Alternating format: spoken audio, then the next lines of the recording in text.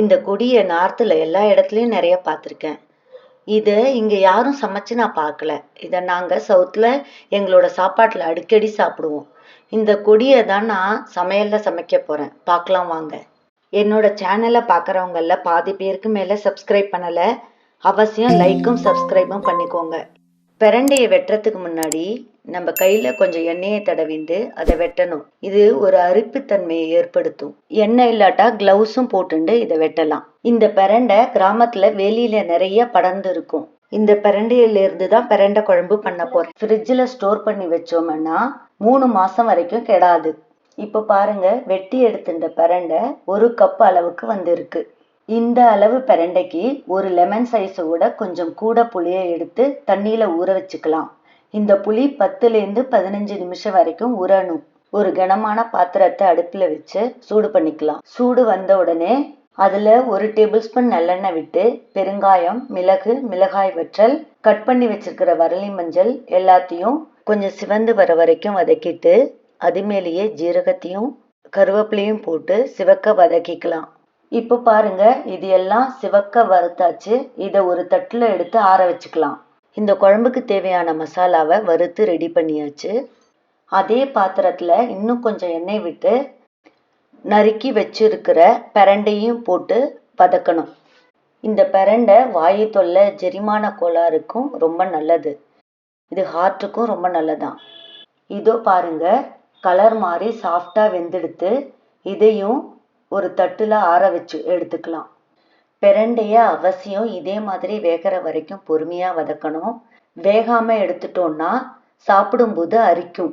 இப்ப ஊற வச்சிருக்கிற புளிய 2-3 தரம் தண்ணி விட்டு நல்லா கசக்கி வடிகட்டி எடுத்துக்கலாம். இந்த புளியை வச்சு நிறைய ரெசிபி பண்ணலாம். என்னோட புளியோதரை வீடியோவை டேக் பண்ணியிருக்கேன், பார்த்து ட்ரை பண்ணி பாருங்க. இப்போ வறுத்து வச்சிருக்கிற எல்லா பொருளையும் மிக்சியில போட்டு தண்ணி விடாம கோர்ஸா அரைச்சிட்டு நல்லா மிக்ஸ் பண்ணி விட்டுட்டு ஈவனா அரைப்பட்டு எடுத்தோன்னா விட்டுடலாம். இல்லாட்டி இன்னும் ஒரு முறை போட்டு எடுத்துக்கலாம். ஃபர்ஸ்டே தண்ணி விட்டு அரைச்சோம்னா கட்டியா இருக்கிற மஞ்சள் அரைப்படாது. அதனால கொரப்பா அரைச்சிட்டு பின்னாடி தண்ணி சேர்த்துக்கலாம். வதக்கி வச்சிருக்கிற பிரண்டையும் போட்டு அரைச்சிட்டு 2-3 வாட்டி தண்ணி விட்டு வழவழப்பா அரைச்சி எடுத்துக்கலாம்.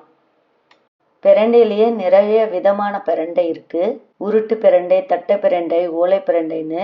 இதுக்கு வஜ்ரவல்லின்னு பேரு. இந்தியா, இலங்கையில இது அதிகமா விளையும். இப்போ பாருங்க, எல்லாத்தையும் வழவழப்பா அரைச்சி ரெடி பண்ணியாச்சு. இந்த குழம்புக்கு பேசிக்கா என்னென்ன தேவையோ எல்லாம் ரெடி பண்ணியாச்சு.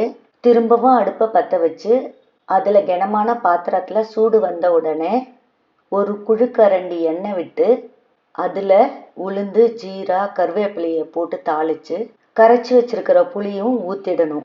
அதுலேயே உப்பு, மஞ்சள் பொடி போட்டு ஒரு கொதி வர வரைக்கும் வெயிட் பண்ணுவோம்.